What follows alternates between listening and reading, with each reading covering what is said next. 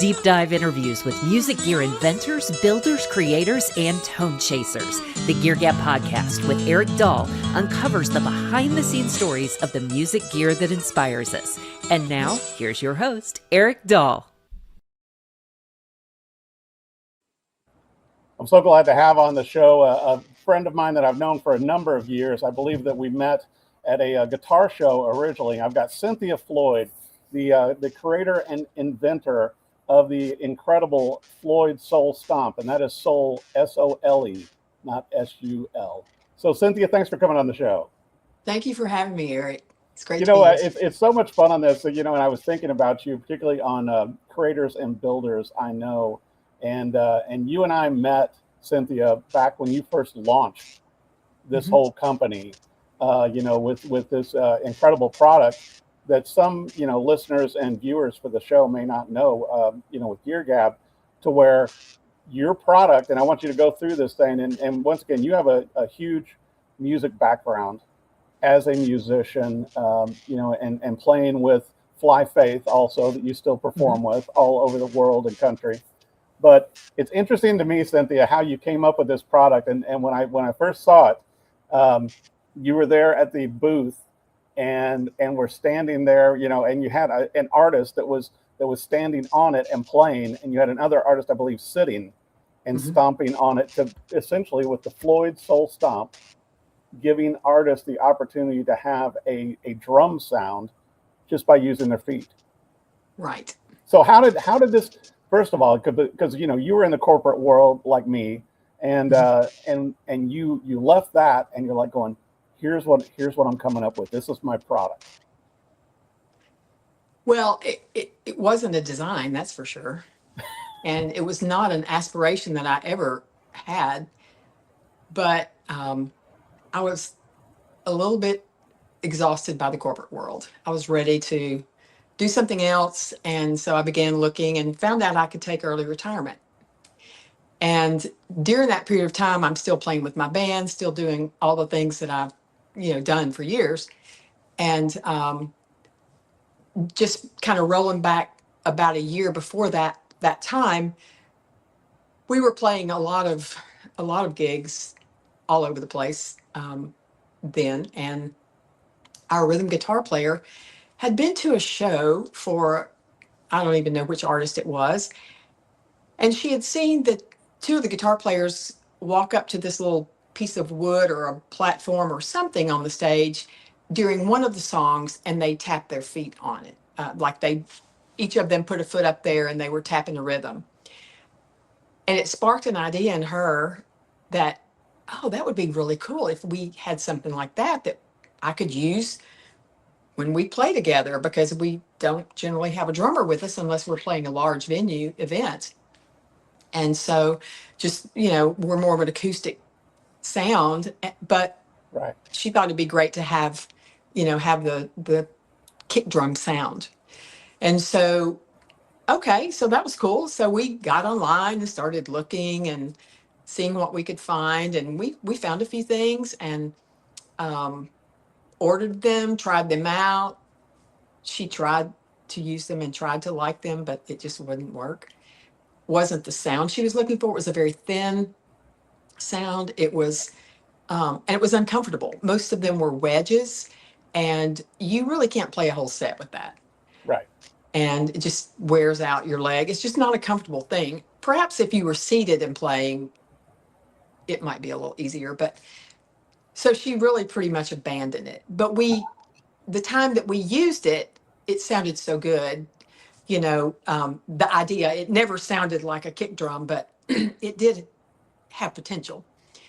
And so I decided that, being the Renaissance woman that I am, that I would just see if I could build something that we could use for that particular summer. We had a lot going on. We were doing some kids camps, and I thought it could be a great idea to do that. And, it'd be fun for them and just add a different element, a different level of sound to our sound. And so got in my dad's garage and went through some, found some materials and did some research online and see what people were using and if there were anything's out there. And so I ended up building this little, I think it was probably about 16 and a half by 16 and a half inch square, using using a 3/4 inch cabinet door, Wow.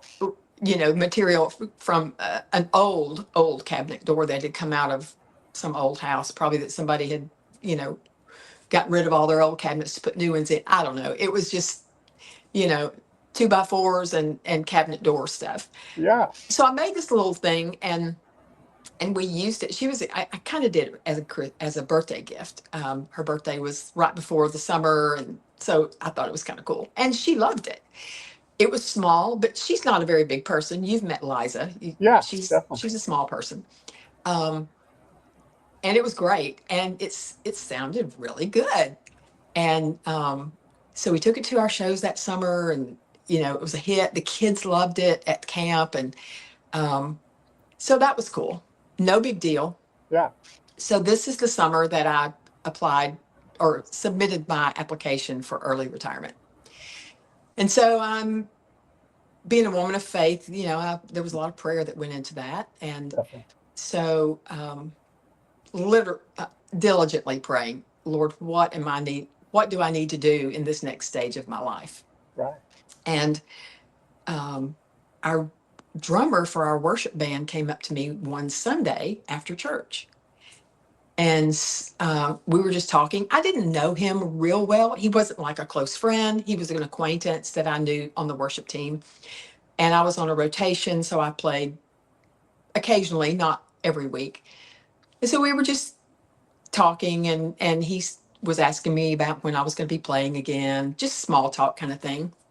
Right. And then he stopped, and he pointed his finger, put his finger right in my face and said, "You need to pray about something." And it took me back a little bit, because Wow. it was like, okay, first of all, I don't know you that well. And I can't imagine anything that you would be telling me that I need to pray about, because you don't really know me. Mm-hmm. Well, he said, I was like, oh, okay. He said, "You need to pray about building your box." Wow.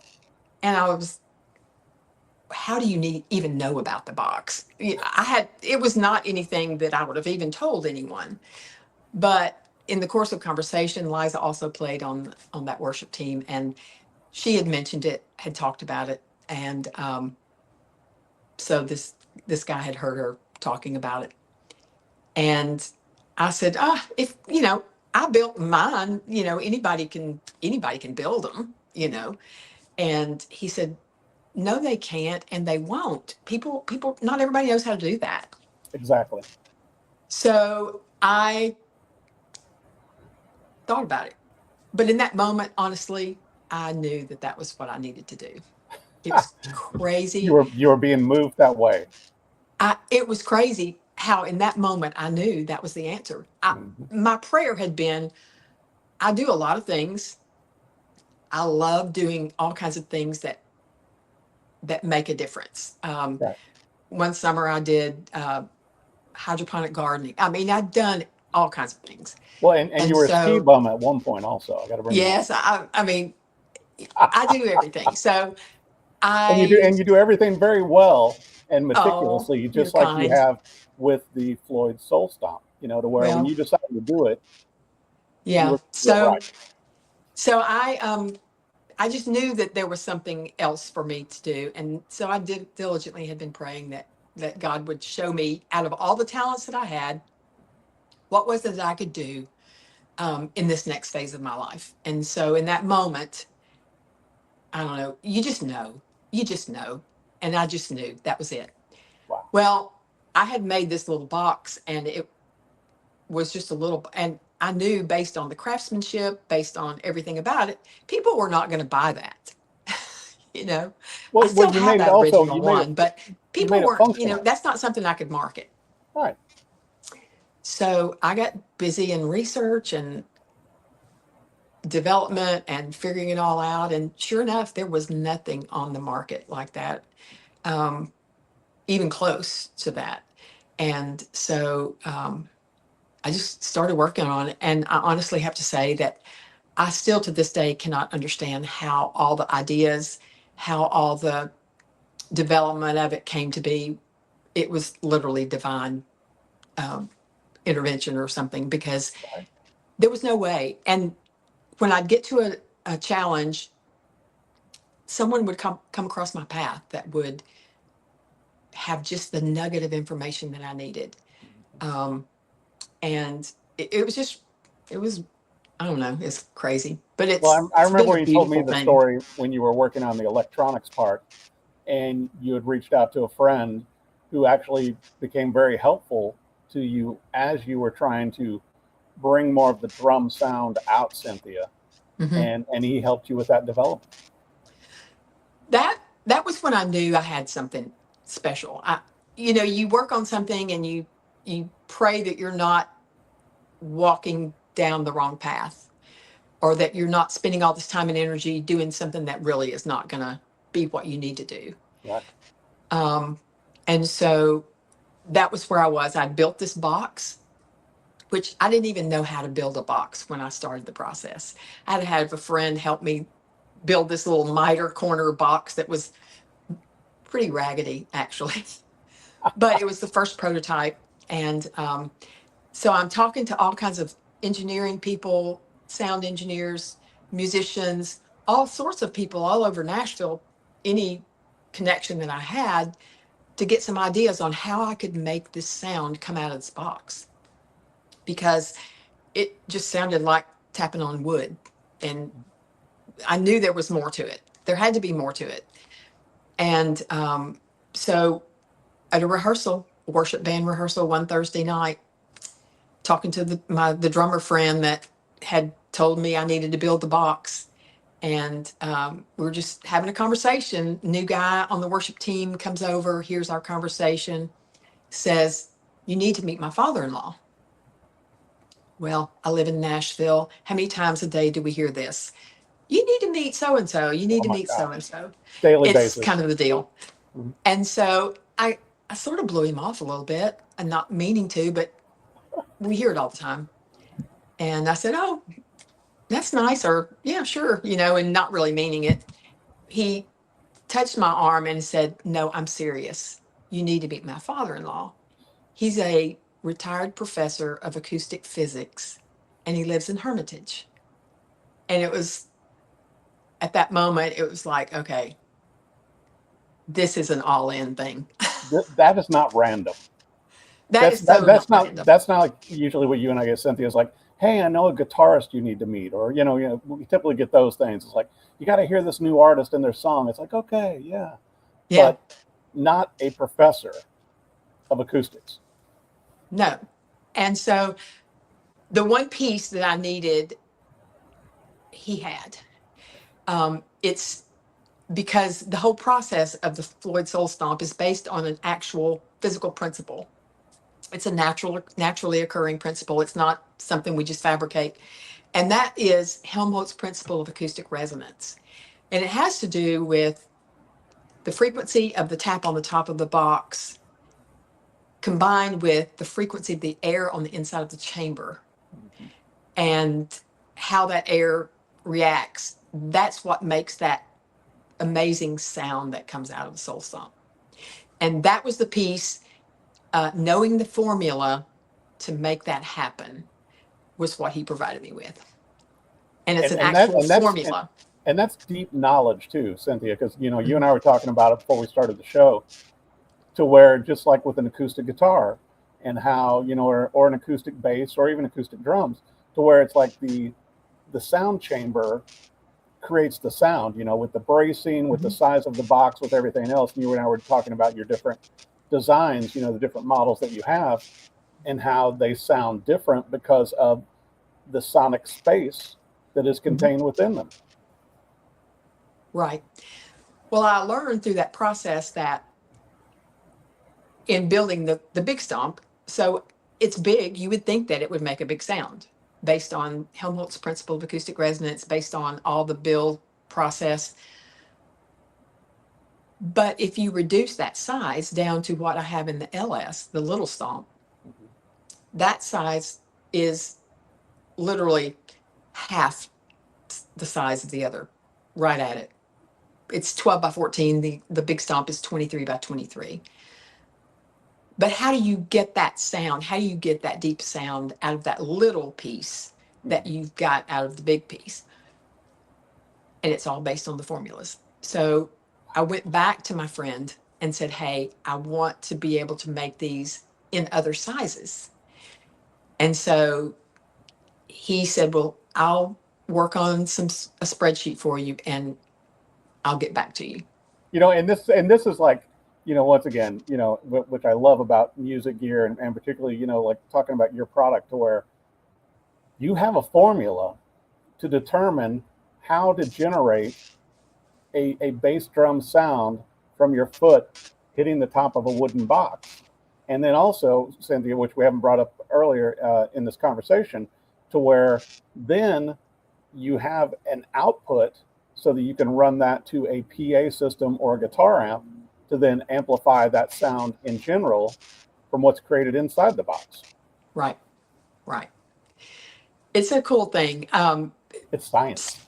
Sam came back to me a couple of weeks later. He sends me this spreadsheet in an email, but it's actually a number of things. I mean, I can enter, if I want to change the size, then I can enter all this data, my size, whatever, the frequency, whatever it is I want, into these spreadsheets and pivot tables that will calculate whichever portion of that equation I want to adjust. So if I want to adjust the frequency, then I enter a certain thing. If I want to adjust the size of the box, then there, enter those numbers. And so I'm able to calculate what frequency I want and what size I would need, and the size of the central aperture, which is one of the key points in the whole process, because that's where the air comes in and out. It's, I guess, similar to what you would have a conversation with someone that builds speaker cabinets. Right.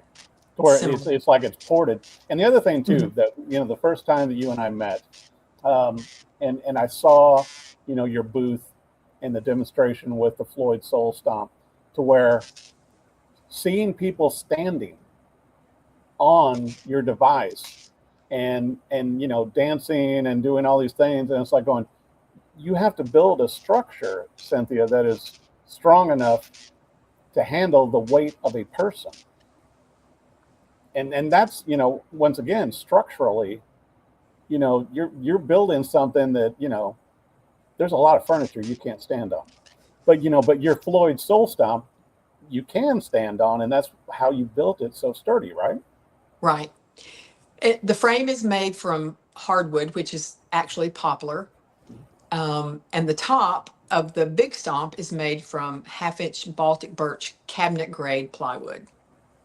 Gotcha. The little stomp is non-weight bearing, and it's made from the same poplar, but it's a 1/4-inch Baltic birch plywood on the top. Mm-hmm. So, yeah. And the crazy thing about it is I didn't even know about woods when I began the process. The reason I chose poplar was because it was a hardwood, but it was the least expensive hardwood. I mean, poor musicians, you know how it is. Oh, totally. I mean, and I wanted also, my product to be attainable for someone that would actually use it in their performance, like just independent musicians and artists, Well, and I know that over the years too, you've had a number. I was going to bring up Kapali Long, and you and I were talking about Hillary Klug earlier, that I've seen her perform, and she's done videos for you. You have a number of bands and artists all over the country and all over the world that use the Floyd Sole Stomp now. I do, and it's interesting how some of them even find me. One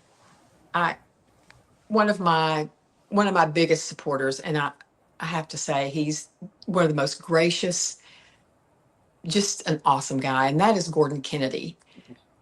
Gordon has a little stomp, and he uses it on all of his gigs that he's doing, singer-songwriter gigs.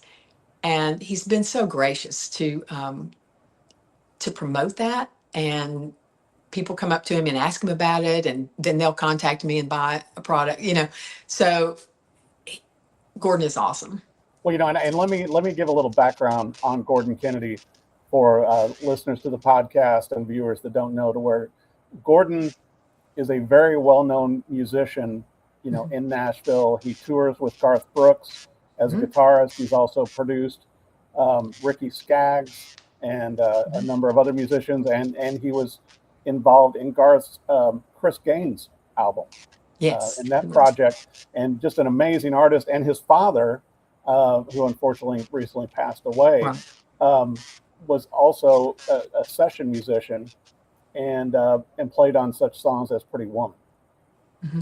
So when you've got a artist to the caliber of Gordon Kennedy that is using the Floyd Sole Stomp, that's a great testament. Because Gordon's got his own studio. He's got, his guitar deals, everything else. Gordon can play and use whatever he wants. Right. Well, he told me that he had used another brand of stomp box for years, but he went through 3 or 4 of them over the years because they worked great for a little while, but then when they quit, they just quit. There was nothing you could do to repair them. And that's one of the things about my product is I've tried to build it as a durable, product that unless you just destroy it intentionally, I'm sure you could break it if you tried, but it's gonna hold up for you for a long time. And so that's one of the things he's really liked about it. He's talked about it. Looking forward to, in just a few weeks, we're going to do a video interview that I'll be sharing on my socials and on my website of him. So I'm excited about that. Well, and that's what I was going to bring up too, to where, when you and I first met, and I, the full size Floyd Sole Stomp, to where for me as well, it was a little more than I needed because, much like Gordon and like a lot of musicians, when I'm playing a solo gig or something, I'm seated and I want something portable that I can just put underneath the foot. But also it goes back to the advice that Chet Atkins gave so many musicians, to where tap your foot, and being able to tap your foot on the little, Floyd Sole Stomp gives you that drum beat, gives you a beat under what you're doing already as a musician. Right. And that works a lot easier for a singer-songwriter situation. Now, some singer-songwriters stand. I've been to the Bluebird when that particular artist, they prefer to stand and play. In that situation, then you've got the ability to stand on the Floyd Sole Stomp, on the big stomp, I call it, and create your percussion that way. Or if you play seated, you've got that option as well. Right. So it's just it adds so much to the sound, having that beat, having that foundation. And the way sound works, when you initiate those frequencies, then basically you open up all the frequencies between the low ones and the top ones. Mm-hmm. So that's why we like that so much, because it makes such a difference. I totally agree, because, when you have a beat, particularly as a singer-songwriter, Cynthia, you and I both know that with the Floyd Sole Stomp, with being able to have that drum beat underneath that you're generating, if you want to take a little solo ride, or if you want to do something else, or if there's a little intricate open or bridge or whatever, the Floyd Sole Stomp gives you the latitude to do that, because you're generating your own drum sound with your foot. Yes. And you don't have to have, as you and I know too, and I know this is true for other, performance cities all around the world, but particularly like with Nashville and Austin and such, to where the stages usually aren't that big. So you probably can't have a drummer or even as you and I know, Cynthia, it's hard to have even someone with a cajon Right. on stage. Whereas with yours, with the Floyd Sole Stomp, it fits. It's easy because it really doesn't take more than your space that you're already taking up on stage. Right. And they're designed with simplicity in mind as well, Mm-hmm. which we wanted something, if we were going to use something, we'd want it to be plug and play, because we struggled with some of the other units that we purchased and tried out. Mm-hmm. We ended up having to buy frequency boxes, and it was just a disaster. It never really worked, or we never could get the right sound out of it.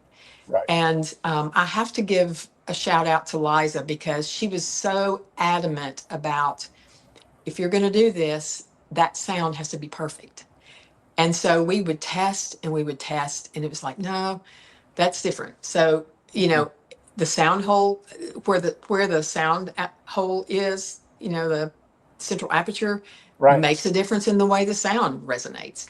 Oh. There's so many crazy things. And so it would be, build it and try it out. It's like, could it be a little bit, Yeah. But, I think that's the art of it, though, too, because I was going to bring up, Cynthia, to where how sturdy these are. Because, like when I covered in some magazines and everything, your first model, I think Maverick Country and some of the other magazines I wrote for over the years. But what impressed me, besides the sound quality, was the sturdiness of the large model, the big model and the small one, the little one. But it's like, the sound quality and how well they're built. I mean, you're building them as portable foot instruments. Right. They're percussion instruments. They're absolutely percussion instruments. And the build is like I said, it was designed to be simple plug and play. Mm-hmm. It was designed with the most sturdy joints in woodworking. And also the team of builders that you have working with you on this. All of them. Every one of them. It's like you and I were talking earlier about our assistants. Oh, wait, we are our assistants. It's just like Right. with your team of builders, you just go and Yes. look in the mirror and go, Cynthia, here's what you need to do today. Right. It's been, now, the first show where I met you, Mhm. Eric, was the Amigo Guitar Show in Franklin. Yeah. In 2019. I had just launched in January. That show was I believe it was in April that year, actually, like the first week of April or something. So I was so wet behind the ears with this product. But it's amazing when you have a passion for something, and you just know, you just got to get people to try it. Try it, you'll like it. Like little Mikey or something. But yeah, it was my builds back then were not as artistically beautiful as they are now.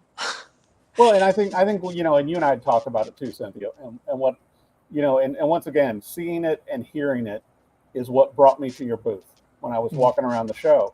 And then you and I became friends, and I was able to cover your products in a number of outlets. But how you continued to refine that, and even with your logo on the Stomp box and things like that, to where and unfortunately it's part of the game, you and I know, with marketing and promotion, and for people to be able to hear and see the Floyd Sole Stomp, that's what it takes. Because it's like great music, which you're an incredible musician as well. But you can have an awesome song or an awesome album or EP, and if nobody knows, then nobody hears it. Mm-hmm. And it's the same with a musical device, like you did, to where it caught my attention. And then also, all of the people that work with you, just like you brought up Liza and so many other, Gordon Kennedy and so many artists that play and use your instrument, they're passionate about it as well, because you're passionate about it. And it's incredibly well made as a device, but also it's simplistic and it sounds great. So kind of, you've got all the major wins there. Well, we try, and like you said, the aesthetics of have been refined through over the course of the years. I launched in, early 2019. So we're 7 years, into it now. And so I do have to say that I have become a better woodworker. And But the early ones weren't shabby, because I no, think, I mean, they were fine, but they you look had better loaned now. me one of your prototypes, and it's like going, and I was showing it to everybody that came in, to be interviewed for the Rock and Review. I was like, oh, hey, take a look at this. Mhm. And everybody's like going, wow, it's made so well. But also, you had to make, I think in the beginning, it was almost like you were overbuilding them, Cynthia, so that they could handle the weight of a person, Mhm. Stomping, tapping, dancing on it. Right. And then I think then you were able to refine it and get it to where it is now, to where I think you've really refined the whole concept of it. Well, the sound has never changed, which is the cool thing. Right. They may look a little less refined, the ones that I built to launch, which those were built in 2018. They're a little boxy looking, and I was using at the time a brand for my logo, which I've just recently, in the last couple of years, moved to using the laser to cut that into the frame. But the sound is still the same. It's the whole concept of making a simple plug and play solution for people that would love to add an element of self-accompanied percussion to their sound. Right. And so no matter what it looks like, the sound is the same. And it's, and I think that's what's so exciting, because the way in working with wood, there's so much you can do. I could do all kinds of creative designs on the outside of that frame. It would not affect the sound. No. So, there's all kinds of things that could be done, in the future, or customized or whatever. But and even different woods. I mentioned that I use poplar. Poplar is also the lightest weight, and so if you're going to be lugging that stomp box around to gigs, it's already 23 by 23. It weighs 14 pounds. The big stomp does, and so if I went to something like a maple or an oak or a walnut, you'd add significant weight to that. So Right. there are a number of reasons, cost, weight, stability, so many things that went into that. And then just to be a simple plug and play, where it's a passive signal. You don't have to plug it into electricity to fire it up.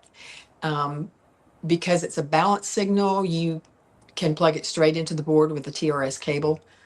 And I was going to bring that up, because some of the other models, as you and I both know, Cynthia, require external power or batteries, some kind of boost. And with the Floyd Sole Stomp, they do not. You're able to take them straight from the device, from the box, straight into a PA or amplifier with no boost, with no external power. Right. And there is plenty of headroom in that signal. In fact, I warn people in the little pamphlet that I put in the materials that I send with them, to be sure and leave your gain down, because if you crank the gain up and you plug it in, it's going to scream at you probably. But I found that out the hard way on the first one. Oh, did you? On the big stomp. Yeah. I can't remember. I think I plugged it in my buggy or something, and had the gain up too high. And it's like, everybody in the house and the neighborhood knew I was testing it. Well, there's plenty of headroom, and I wanted to make them. I wanted it to have enough signal for a small venue, but if someone wanted to take it to the big stage, it would accommodate that as well. Totally. And so, and I'll be honest with you, Cynthia, my opinion, and I'm a huge fan of your, Floyd Sole Stomps, especially, the little one, to where I think, every musician, whether they are, learning and needing a beat, or they're singer-songwriters and out there performing by themselves, I think this is a device that could help them and could bring percussion to their show without having an extra musician on cajon or drum kit or snare or whatever, just with your own foot. And like you said too, it's very portable. Well, my market, Eric, is performers, of course, worship leaders, and singers, and music educators. Definitely. And I've shown it. I've had a booth, and I've gone to some of the Texas Music Educators Convention a couple of years, the Tennessee Music Educators, and trying to get music educators thinking about new and innovative ways to engage their students, but also as a tool that they can use themselves in effectively leading their classes or their bands or their choral groups or whatever. So that's been exciting to go to these conventions and just see some of the ideas these educators have. They come to the booth and they're like, they're all amazed because they've never seen anything like that, of course, Right. because there is nothing else out there like it. But they're just really overwhelmed by the thing. I had one last year when I was at in San Antonio. I had a lady that came up and demoed it and just hung around for quite a while. And we visited about the product. And she came up to me when she was getting ready to walk away from my booth, and she gave me the biggest hug. And she said, "Thank you for creating this amazing thing." Wow. And I was like, okay. Well, and I forgot really, and I'm glad you brought it up, Cynthia, about the teaching in the school, because I know that a number of music stores even, in schools have used the Floyd Sole Stomp, because as we all know, I mean, from whatever age we started playing music, you got to have a beat. Right. And to be able to give that, and also that, children or adults, because we're all children at heart, can generate a beat with the Floyd Stomp just by stomping on it, just by, tapping your foot. Right. Well, the music education side of it, from a student perspective, if you can lead a student to learn to internalize rhythms as they are learning their primary instrument, you have meshed together this amazing process in their brains. But there's never been a way to do that before effectively. Mm-hmm. With my product, with the Floyd Sole Stomp, you've got the ability to, right from the start, whether it's a percussion student that you're needing to work with on learning how to just hear the beat and the music, right. listening to music and just standing on it and just stomping to the beat, or to a fiddle player, or a trombone player, or whoever, a guitar player, just tapping the foot. Or I was going to bring up also, Cynthia, so also with a congregation, sometimes the congregation will not clap on beat, and maybe you need a little Floyd Sole Stomp to help them get on the beat with you. That's right. But teaching students to do that, we all know amazing guitar players who can cut the best riffs. But if you ask them to play it in rhythm, it doesn't always happen unless they've got a drummer that's keeping them on beat. Mm-hmm. So I actually have a really good friend who is a bass player and a guitar player, and he taps his foot all the time. And so I gave him a demo to try, just try it out, see what you think, whatever. He said his wife told him it was the worst thing she'd ever heard because he could not tap his foot in rhythm on the beat. So he said, I realized that I'm much better with my hands than I am with my feet. Mm-hmm. It's like I cannot drum, and I have a lot of, friends and fellow musicians who, play drums, bass, guitar, do it all. It's like I have to stay in the stringed instrument category, but mm-hmm. I can tap my foot on time. There you go. And so as long as you can do that, and with the Floyd Sole Stomp, you have a drummer with you at all times. And I wanted to bring up too, Cynthia, we were talking, with the line of products that you have right now, that you may have some new innovations coming out, later this year that we can't fully talk about yet. But you're always working on new ideas and new innovations to get the Floyd Sole Stomp into more hands or feet, as it were. Right. One of the innovations that I'm working on, I've actually demoed it. I demoed it at the Texas Music Educator Show last year, and people really loved it. And that is more of a dance model where it would have a Lexan, which is technically bulletproof material. It's a plastic that's bulletproof. It will not crack. But the dance model would have a Lexan top on it. So I'm just trying to tweak the last little details about how to effectively make that work together. But I do have to tell you, it sounds amazing.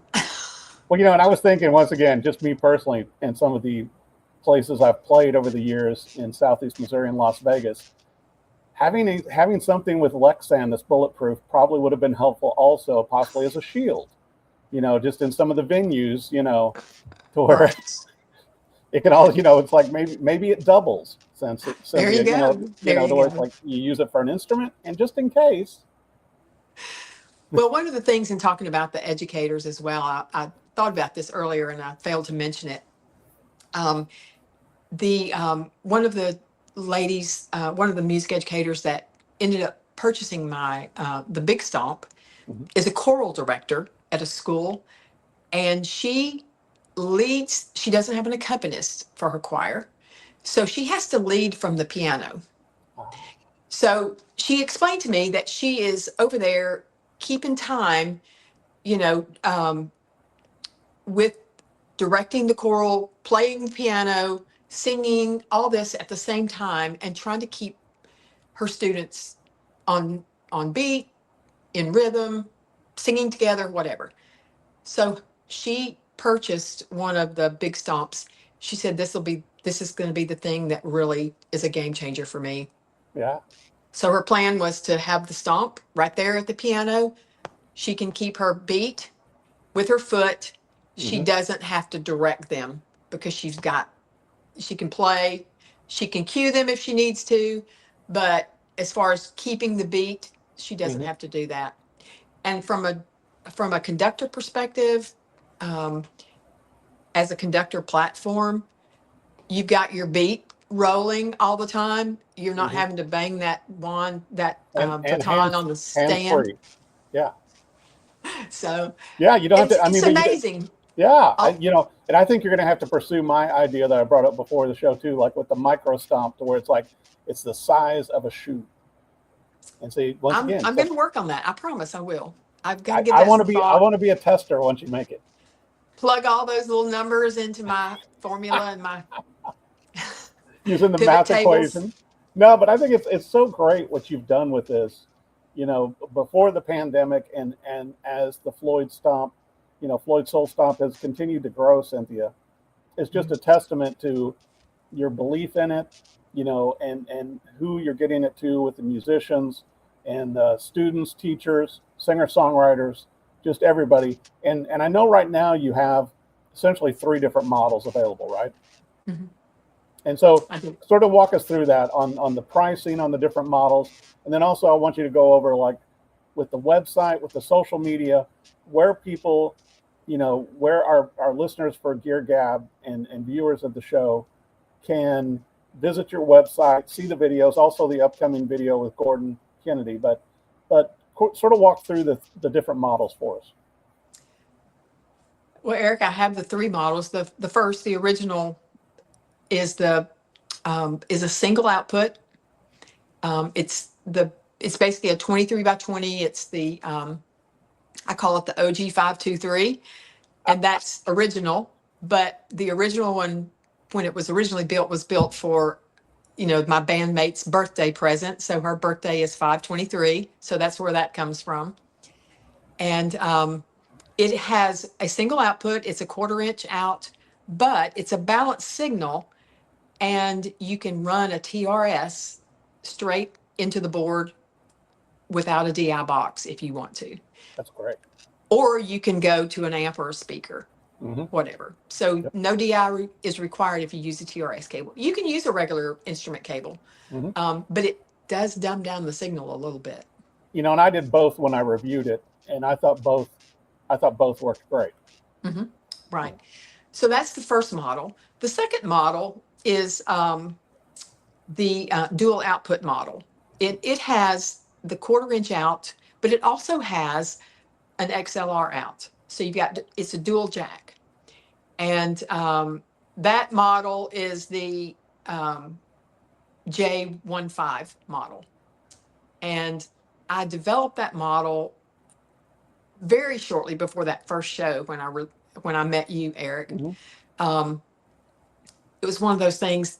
I was thinking I need more than one model, right? Yeah. I need another option. People like options, and if you've only got one, they're going to think, So it was one of those things I just really committed to prayer. And so, the scripture tells us in James 1:5 that if we pray for wisdom, God will give it to us. And so that's what came up with it. I need to add another output. I need to add an XLR out. And so I named that model the J15 because it's James 1:5. That's incredible. And also, and once again, Cynthia, that is giving you a balanced signal out and an unbalanced. So with the XLR, once again, you can take that straight into an audio board. Yeah, they're actually both balanced. And you can run them simultaneously. So you can go to a stage monitor and to the board at the same time. You're getting the same signal. They're both balanced. But the thing that performing musicians like about the dual output is that the XLR, as we know, the cable locks on the XLR jack. So it's a little more durable on a stage. You don't have to worry about somebody tripping over it and, unplugging you it's not as much of a risk. So that has been probably, the dual output model has probably been the most popular in the last few years, in the last 2 or 3 years, because people like those options. Yeah. So that's the second model. And then the LS is the little stomp, and it's the LS because that means little stomp. And it's, like I mentioned earlier, about half the size of the big stomp. The signal is a little bit higher in frequency. It's averages around 62 hertz, where the big stomp is averaging about 52. Now that's, when I say that frequency response, that's the first peak. So there are actually frequencies that are in the mix. If you look at them, on the soundboard, you're going to see some frequencies in the 30s coming off that big stomp. It's awesome. Oh, yeah. So it's kind of cool, but the first peak is at 52 on the big stomp, whereas on the little stomp, the first peak is at 62. Well, I think the little stomp has been so much more popular too, just because of its portability. Yeah, it's portability. The big stomps still have outsold stomps. Of course, they've been released a little bit longer, but they're gaining a little traction. The only place you can have been able to buy them is on my website or at a show where I'm showing them. Recently, I've had the opportunity to place a model of one of the units of the LSs at the Guitars to be Played, which is in Nashville. It's a shop just very near downtown. Well, and I wanted to bring up also with the show, Cynthia, to where if there are other, music stores and music gear dealers who are interested in having, an option to show the Floyd Sole Stomp, that they can reach out to you on the website also, right? Absolutely. Pricing on the units, I think you had asked me about that. Yes. For the single output model is $375. The dual output is $425. and the LS is $275. And these were all handmade. They're all handcrafted. Mm-hmm. Yeah, every single thing, all the milling of the lumber, the building, the assembly, the componentry, welding, soldering, everything is done by hand. And I don't think that's a bad price, Cynthia, for the Floyd Sole Stomps for either 3 models or the new ones that you're going to innovate this year. When these are like lifetime instruments. I mean, as long as you take care of them when you're playing out, or with students or however you may use the Floyd Sole Stomp, it's designed to last. It's built sturdy. It's built well, Right. and so it's you're not going to need to replace this, after so many shows or something. Right. But I want to make sure also for our listeners and viewers for the show, Cynthia, what is the website so that everyone can come and see the video demos and get a better understanding of the Floyd Sole Stomp? Well, you can Google me at floydsolestomp.com is my website. If you just Google Floyd Sole Stomp, it's going to come up. It's, all the models are there. I have another release that I'm going to be putting out there probably in the next couple of months of more of an artisanal look. It's made from rainbow poplar. Not everybody is out for what it looks like, but this is kind of cool. If somebody likes more of an artisanal aesthetic, I guess would be the term. And then as I add new products or, tweak old products, whatever, new innovations, they'll be there on the website as well. One of the exciting things that I'm really excited about this year is that back in the fall, I had a high-level country artist. His team contacted me, and they were interested in my product, and they had never heard it. They didn't know anybody that used it, but they ran across me online somehow. Oh. And so they were interested in multiple units for his tour for 2026. So we made that happen. They've started rehearsals, and I'm not sure how it's going, but I can't say anything about who it is. But as that develops, and once I know they're on stage, I'll definitely be posting that information on my socials and on my website. Well, congratulations, Cynthia. And it's so great having you on Gear Gab. You and I have been friends for, a number of years. Yes. And I love the products that you're doing. I love the heart and soul that you put into every one of these Floyd Sole Stomps. And I know that the more people see them and the more people hear them, that you're going to be building more, and also with the new innovations that you're constantly working on. So, Cynthia Floyd, thank you so much for coming on the show.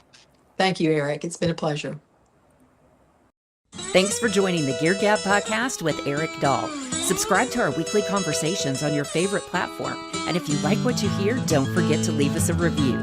Follow us on social media at Gear Gab Podcast. You'll never know who our next guest will be.